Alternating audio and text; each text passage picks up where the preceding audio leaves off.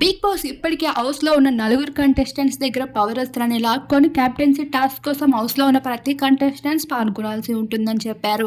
అయితే మీలో మీరు నిర్ణయించుకోండి. మీకు నమ్మకమైన జోడీని మీ జంటగా వ్యవహరించుకోండి. ఈ వారం రోజుల పాటు వాళ్ళతోనే భవిష్యత్తు ఏర్పడుతుంది అంటారు.